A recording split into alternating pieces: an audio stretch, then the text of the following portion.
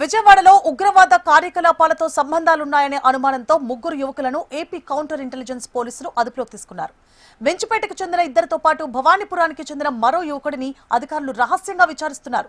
దేశవ్యాప్తంగా ఉగ్ర మూలాలపై కేంద్రం నిఘా వర్గాలు హెచ్చరికలు జారీ చేయడంతో రాష్ట్ర ఇంటెలిజెన్స్ అధికారులు నిరంతరం నిఘా పెంచారు. ఈ నిఘాలో భాగంగా సోషల్ మీడియా కార్యకలాపాలపై దృష్టి సారించిన అధికారులకు ముగ్గురు యువకులు ఉగ్రవాద సంస్థలకు అనుకూలంగా పోస్టులు పెడుతున్నట్లుగా తెలిసింది.